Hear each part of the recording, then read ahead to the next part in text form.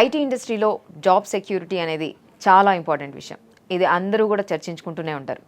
ఈ మధ్యకాలంలో చాలా వింటూ ఉన్నాం మనం, వీళ్ళకి జాబ్ పోయింది, వాళ్ళకి జాబ్ పోయింది, ఈ కంపెనీ నుంచి 200 మందిని తీసేశారు అని పెద్ద పెద్ద కంపెనీస్ నుంచి కూడా వింటూ ఉన్నాం.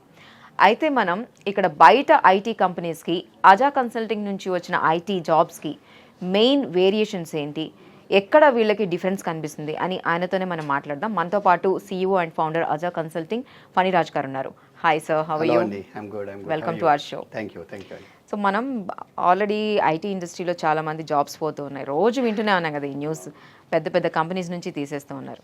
సో మెయిన్గా అసలు ఏంటి డిఫరెన్స్ ఏంటి ఇక్కడ అజా కన్సల్టింగ్ నుంచి వచ్చిన ఐటీ జాబ్కి బయట ఐటీ జాబ్స్, లేకపోతే పెద్ద పెద్ద కంపెనీస్ అనుకోండి, I'm not mentioning the names, ఏముంది? ఫస్ట్ అండి సిమి గారు, నేను ఐటీలో జాబ్ సెక్యూరిటీ గురించి నేను ఒక చిన్న మాట చెప్తానండి. ఇది మీరు అడిగిన క్వశ్చన్కి కాంట్రవర్షియల్గా ఉంటుంది, కాన్ఫ్లిక్టింగ్గా ఉంటుంది, బట్ నా ఆన్సర్ ఇది. సో నేను ఒక గవర్నమెంట్ ఎంప్లాయీని అయ్యుండి పెన్షనబుల్ జాబ్ వదిలేసి నేను కరీంనగర్ జిల్లా కోర్టులో పనిచేశాను. నేను ఒక జ్యుడిషియరీ ఎంప్లాయీని అయ్యుండి పెన్షనబుల్ జాబ్ 10 సంవత్సరాల ఎక్స్పీరియన్స్ వదిలేసి ఐటీ ఇండస్ట్రీకి వచ్చాను. ప్రైవేట్ జాబ్లో ఐటీలో వచ్చాను. వచ్చి నేను దాదాపు 20 సంవత్సరాలు అవుతుంది. 20 సంవత్సరాల నుంచి పనిచేస్తున్నాను. నాకు ఎప్పుడూ జాబ్ పోలేదు. అండ్ నాకు తెలిసిన లక్షల మందికి జాబ్స్ పోలేదు. ఎవరికి జాబ్స్ పోతాయి ఐటీ ఇండస్ట్రీలో అంటే, ఫస్ట్ స్కిల్స్ లేని వాళ్ళకి జాబ్ పోతాయి. ఎవరైతే పర్ఫామ్ చేయరో, ఎవరైతే సరిగా పని చేయరో, ఎవరైతే వాళ్ళ శాలరీకి తగ్గట్టుగా ప్రొడక్టివిటీ ఉండదో వాళ్ళకి జాబ్స్ పోతాయి. I'm not discounting the reasons of not having projects. అంటే మీకు ఆ కంపెనీలో ప్రాజెక్ట్స్ లేకపోవడం వల్ల కానీ, లేదా ఆ కంపెనీకి కొంచెం వ్యాపారపరంగా ఏదైనా దెబ్బతిని కానీ, వాళ్ళు కాస్ట్ ఆప్టిమేషన్ కానీ, ఈ కారణాలు లేవు అనట్లేదు. కానీ మేజర్గా మీకు ఐటీ ఇండస్ట్రీలో మీరు చెప్పే పెద్ద పెద్ద కంపెనీలలో జరిగేదంతా కూడా పర్ఫార్మెన్స్ బేస్డ్ ఉంటుంది, కానీ వాళ్ళకి రిసోర్స్ అవసరం ఉండకూడదు.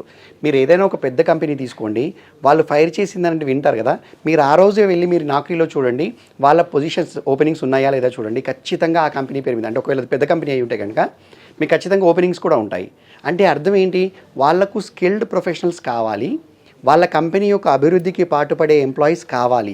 ఎందుకంటే నేను లాస్ట్ 10 సంవత్సరాల నుంచి ఐటీ వ్యాపారంలో ఉన్నాను. ఇది నా రెండో కంపెనీ. సో ఈ రెండో కంపెనీ కానివ్వండి, మొదటి కంపెనీలో కానివ్వండి, నేను ఎప్పుడు హైర్ చేస్తూనే ఉన్నాను.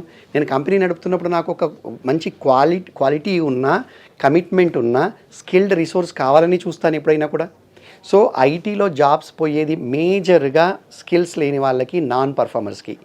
ఇంకా మిగతా మీరు అన్నట్టుగా కొన్ని నేను ఇంతకుముందు చెప్పాను, మనం కూడా మీ అందరికీ తెలుసు. సో ప్రాజెక్ట్స్ లేకనో, లేకపోతే వ్యాపారంలో ఏదైనా ఇబ్బంది పోతాయి.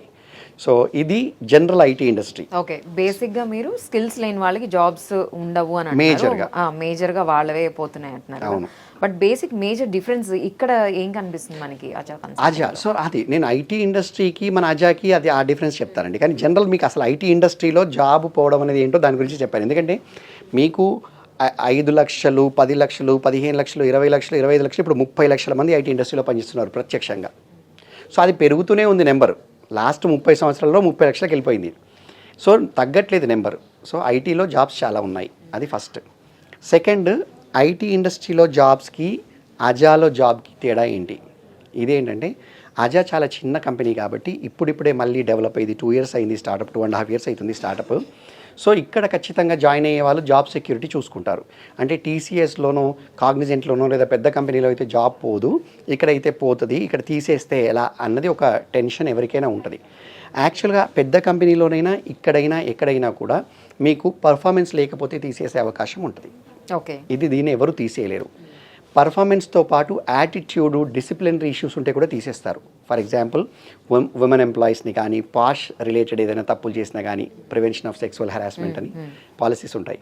అలాంటివి చేసిన, బిజినెస్ ఎథిక్స్ని వైలేట్ చేసిన, కంపెనీ యొక్క రిసోర్సెస్ని మిస్యూజ్ చేసిన, అబ్యూస్ చేసిన, కంపెనీ పాలసీస్కి అగేన్స్ట్గా ప్రయత్నించిన, కస్టమర్ కోడ్ని వీళ్ళు దుర్వినియోగం చేసిన, మన పిల్లలు తెలిసి తెలవక ఆ కోడ్ని తీసుకెళ్ళి కాపీ చేయడం, పక్కింటి వాడికి చూపించడం, గిట్ హబ్లో పబ్లిక్లో పెట్టడం, ఇలా యూట్యూబ్లో చూపించడం, ఇలాంటివి చేస్తుంటారు. కోడ్ని వాళ్ళ పెన్ డ్రైవ్లో కాపీ చేసుకోవడం, ఇలాంటివి చేస్తారు. ఇలాంటి సందర్భాలలో ఆ కంపెనీ అయినా, ఈ కంపెనీ అయినా, ఏ కంపెనీ అయినా వాళ్ళని ఖచ్చితంగా ఫైర్ చేయాల్సి వస్తుంది.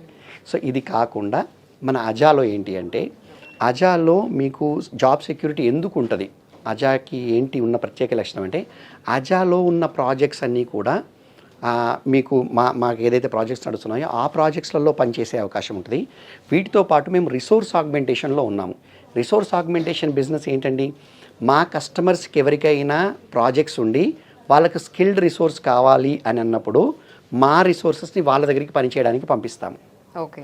సో మీకు ఈరోజు ఒక టైర్ 1 కంపెనీస్ ఉన్నాయి, టైర్ 2 కంపెనీస్ ఉన్నాయి. వాళ్ళు ఎవరైనా కూడా, పేర్లు ఎందుకండి, వాళ్ళు ఎవరైనా కూడా వాళ్ళకి రిసోర్స్ అవసరం ఉంటే మా లాంటి వాళ్ళ దగ్గర నుంచి తీసుకుంటారు, వాళ్ళ దగ్గరికి కాంట్రాక్టర్గా. మా రిసోర్స్ ఇక్కడ నుంచి వాళ్ళ కంపెనీకి వెళ్ళి వాళ్ళ ప్రాజెక్ట్లో పనిచేస్తారు.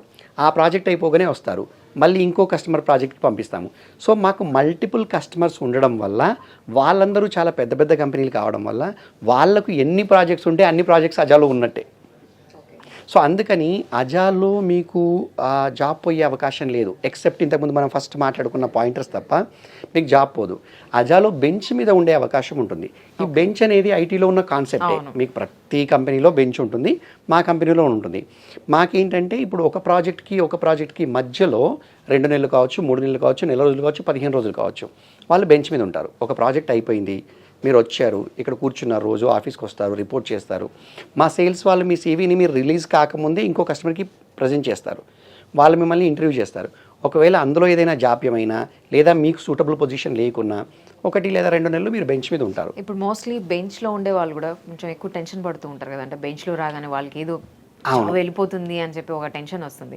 మరి అది మీరు ఆల్రెడీ ఇక్కడ మెన్షన్ చేస్తున్నారు, ఇక్కడ కూడా అలాంటి ఉండే అవకాశాలు ఉన్నాయి, మేబీ 2 months 3 months కూడా అని అంటున్నారు కదా. సో అప్పుడు అలాంటి సిచ్యువేషన్లో ఏం చేయాలి వాళ్ళు? ఇప్పుడు ప్రతి ఐటీ సర్వీసెస్ కంపెనీకి అండి, మాది ఐటీ సర్వీస్ కంపెనీ, మాది ప్రోడక్ట్ కంపెనీ కాదు కదా, మేమేం ప్రొడక్ట్స్ తయారు చేయం. ప్రతి ఐటీ సర్వీసెస్ కంపెనీకి అండి రిసోర్సే పెట్రోల్, రిసోర్సే మా రా మెటీరియల్. అవునా? మా దగ్గర 10 మంది జావా ఇంజనీర్లు ఉంటే మాకు వ్యాపారం వస్తుందా? మా దగ్గర రిసోర్స్ లేకపోతే వస్తుందా వ్యాపారం? సో మా దగ్గర బెంచ్ మీద ఎంతమంది రిసోర్సెస్ ఉంటే మాకంత బలం. కస్టమర్ దగ్గర వెళ్ళి టేబుల్ మీద కూర్చొని, ఏమండి మా దగ్గర 10 మంది ఉన్నారు Java resources, ready to deploy, రేపు పొద్దున మీకు ప్రాజెక్ట్లో కావాలంటే వేస్తాము, మీకు ఎలాంటి ప్రాబ్లం లేదు. మీకు ఎక్కడికి కావాలి, బెంగళూరు కావాలా, చెన్నై కావాలా, అనంతపూర్ కావాలా, మదురై కావాలా, కోయంబత్తూరు కావాలా, మీకు పూణే, చెన్నై, బెంగళూరు, ముంబై ఇలాంటి ప్లేసెస్లో, గురుగ్రాము, నోయిడా, ఇక్కడ కూడా మా ఎంప్లాయీస్ ఉన్నారు. సో ఈ ప్లేసెస్కి మేము పంపిస్తాము. సో కస్టమర్కి ఏంటి, రెడీ టు రీలొకేట్ రిసోర్స్ కావాలి, రెడీ టు బిల్ కావాలి, అంటే వీడు వస్తే రేపటి నుంచి ప్రాజెక్ట్లో పని చేయగలగాలి, ఈరోజు సెలెక్ట్ చేసుకుంటే రేపు స్టార్ట్ చేయాలి. మా కస్టమర్ ఈరోజు సెలెక్ట్ చేసుకుంటే ఈరోజు నైట్ ఫ్లైట్ బుక్ చేసి నేను ఢిల్లీ పంపించేస్తాను రిసోర్స్ని. మీకు అంత ఫాస్ట్గా రిసోర్స్ సప్లై చేసే వాళ్ళు ఎవరు ఉంటారు? సో మేము రిసోర్సెస్ని రెడీగా పెట్టుకుంటాం కాబట్టి మాకు మా కస్టమర్లు వ్యాపారం ఇస్తారు. కాబట్టి మేము రిసోర్స్ని వదులుకుంటే నష్టపోయేది రిసోర్స్. ఎంత నష్టపోతాడు, రిసోర్స్కి ఏం నష్టం అవుతుంది, ఒక్క నిమిషం పక్కకు పెడదాం వాళ్ళ వైపు నుంచి. ఎందుకంటే వాళ్ళ వైపు నుంచి చెప్తే వాళ్ళకి అర్థం కాదు, మా వైపు నుంచి మాకు చాలా నష్టం. రిసోర్స్ లేకపోతే మాకు వ్యాపారం రాదు. అలా అంటే మీకు స్టాక్ ఉండాలంటారు కదా, ఇప్పుడు మీకు ప్రోడక్ట్ కంపెనీలో స్టాక్ పెట్టుకున్నట్టు మీరు. సో మాకు రిసోర్సెసే మా స్టాక్ మా కంపెనీకి. కాబట్టి అసలు ఆ ప్రశ్నే తలెత్తదండి, వీళ్ళని బెంచ్ మీద ఉంటే ఏంటి వీళ్ళ పరిస్థితి. కొన్ని కంపెనీస్కి, ఇప్పుడు మీకు పెద్ద కంపెనీలన్నిటికీ పాలసీ ఉంటాయి, బెంచ్ మీద 3 నెలల కంటే ఎక్కువ ఉంటే తీసేస్తారని లేదా రిలీజ్ చేస్తారని అలా ఉంటుంది. మా కంపెనీలో అలాంటి ఇది లేదండి. మీకు ఎన్ని రోజులైనా కూడా మేమే చూస్తాము, మేమే డిప్లాయ్ చేస్తాము, పంపిస్తాం తప్ప మా కంపెనీలో అట్లదే. సో అజా మెయిన్ అదే. ఎందుకంటే అజాలో మీరు ఇక్కడ అజాలో ఉంటే మీకు మల్టిపుల్ కస్టమర్స్, మీకు ఏ కంపెనీకి ప్రాజెక్ట్ వచ్చినా, ఎక్కడి నుంచి రిక్వైర్మెంట్ వచ్చినా మా దగ్గర నుంచి తీసుకుంటారు. అదే మీరు ఒక పెద్ద కంపెనీలో చేస్తే ఆ కంపెనీకి ప్రాజెక్ట్ వస్తేనే అందులోనే పనిచేస్తారు. ఇప్పుడున్న కోర్సెస్ కూడా ఇంకా దాంట్లో ఎమర్జింగ్ టెక్నాలజీస్ వస్తూ ఉన్నాయి కదా. సో అలాంటి స్కిల్స్ లేకపోతే, ఒకవేళ వాళ్ళు బెంచ్ మీద ఉన్నారనుకోండి, అప్పుడు వాళ్ళని ఎలా ట్రైన్ చేస్తారా మీరు? ఇక్కడ ఎలా ఉంటుంది సిచ్యువేషన్? చాలా మంచి క్వశ్చన్ దగ్గరండి. దీన్ని కంటిన్యూస్ లెర్నింగ్ అంటారు. ఇది కంపెనీలు చేస్తున్నాయి, రిసోర్సెస్ కూడా వాళ్ళు ఇండివిజువల్గా చేసుకోవాలి. చాలామంది చేసుకుంటారండి. ఈ మధ్య చాలామందికి అవగాహన వచ్చింది కంటిన్యూస్ లెర్నింగ్ అనేది ఐటీ ఇండస్ట్రీలో కంపల్సరీని. చాలా అంటే ఐటీ ఇండస్ట్రీ లాస్ట్ 30 సంవత్సరాలుగా బాగా ఎవాల్వ్ అయింది కదా ఇండియాలో. సో ఖచ్చితంగా వీళ్ళు చేసుకుంటారు. బట్ కంపెనీ కూడా ఏం చేస్తుందంటే, ఒక ప్రాజెక్ట్కి ఇంకొక ప్రాజెక్ట్కి మధ్యలో వీళ్ళు బెంచ్ మీద ఉన్నప్పుడు మా దగ్గర అవుతున్న కార్పొరేట్ ట్రైనింగ్స్ ఏవి ఉన్నాయో వాటిలో వీళ్ళని మేము పార్టిసిపేట్ చేపిస్తాము. సపోజ్ ఇప్పుడు ఒక జావా డెవలపర్ ఉన్నాడు, అతను ప్రాజెక్ట్ అయిపోయింది, వచ్చాడు ఇక్కడ 2 months ఉన్నాడు, ఈలోపు ఇతన్ని ఫుల్ స్టాక్ డెవలపర్గా చేసేస్తాము.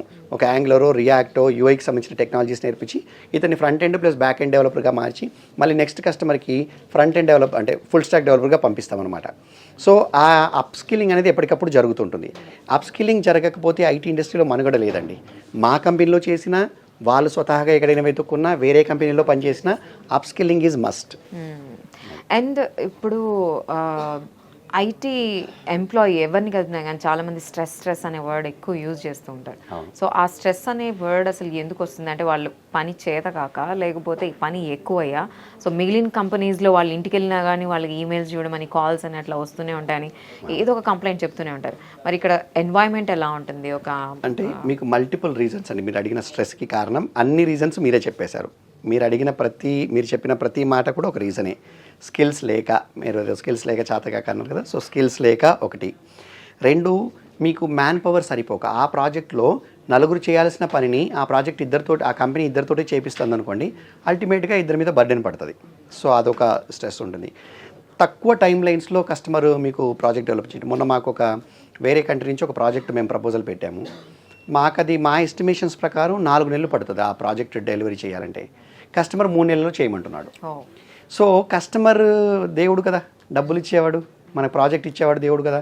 వాళ్ళ బిజినెస్ అవసరాలను బట్టి 3 monthsకి అంటే మేము ఏం చేస్తామంటే 1-2 రిసోర్స్ ఎక్కువ లోడ్ చేస్తాం ఇంకా. ఓకే. సో ఇంకో 2 రిసోర్స్ని ఎక్కువ పెట్టి చేస్తాం. కానీ ఎంత పెట్టి చేసినా స్ట్రెస్ అయితే వస్తుందండి. ప్రాజెక్ట్లోకి స్ట్రెస్ వస్తుంది. వాళ్ళకే కాదు మాకు స్ట్రెస్ వస్తుంది. మాకే కాదు కస్టమర్ కూడా స్ట్రెస్ ఉంటుంది. ఇంకా సప్లై చైన్ మొత్తం అందరూ ఎఫెక్ట్ అవుతారు ఇందులో.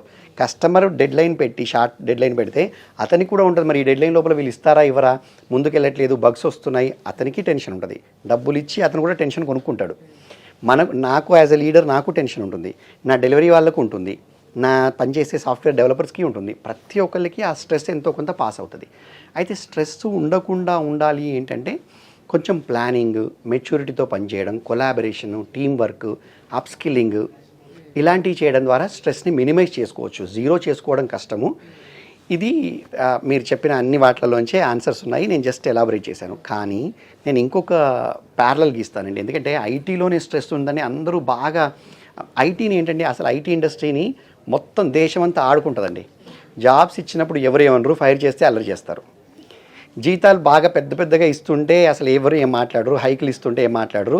కానీ మీకు ఒక్క సంవత్సరం శాలరీస్ హైక్ ఆగిపోతే మాత్రం ఐటీ వాళ్ళకి ఇలా అయిపోయింది, హైకులు లేవు, 0 హైకులు, దాన్ని పెద్ద న్యూస్ చేస్తారు. ఐటీ అనేది అసలు ఒక పెద్ద న్యూస్ ఐటమ్ అందరికీ.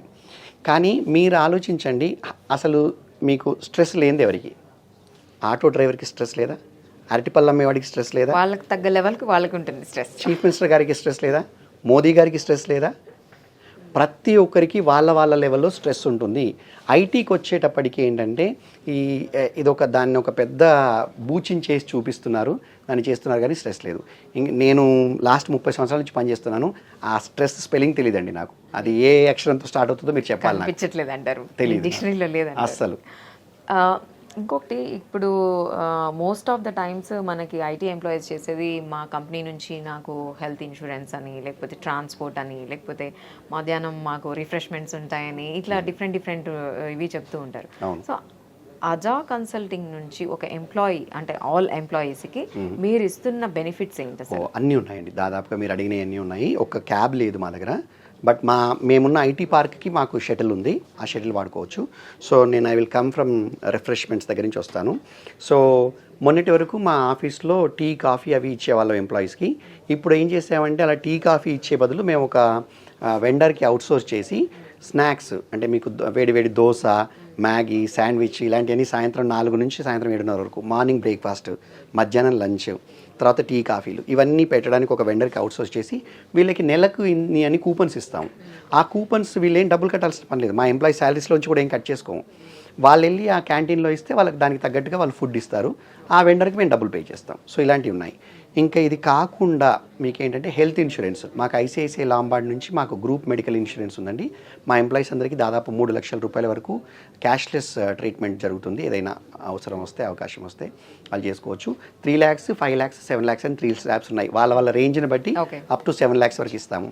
అలానే గ్రూప్ టర్మ్ ఇన్సూరెన్స్, ఎవరైనా ఎంప్లాయీ కనుక ఏదైనా జరిగితే కనుక, అన్ఫోర్సీన్ ఇన్సిడెంట్స్ ఏవైనా జరిగితే కనుక వాళ్ళ ఫ్యామిలీకి ఇచ్చేటట్టుగా టర్మ్ ఇన్సూరెన్స్ ఉందండి, లైఫ్ ఇన్సూరెన్స్ ఉంది, టర్మ్ లైఫ్ ఇన్సూరెన్స్.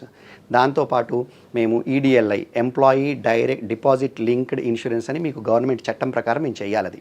సో అది ఈడిఎల్ఐ అంటారు. 7,03,000 రూపాయలకి ఒక్కొక్క ఎంప్లాయీకి. అది కూడా మా దగ్గర ఉంది. వర్క్మెన్ కంపెన్సేషన్ అండ్ ఇన్సూరెన్స్ ఉంటుంది, అది చేశాము. సో ఇన్సూరెన్స్ బెనిఫిట్స్ అన్నీ కూడా మీకు పెద్ద కంపెనీలో ఎలా ఉంటాయో మన ఆజాలో కూడా అలానే ఉంటాయి, దానిలో ఏం తేడా లేదు.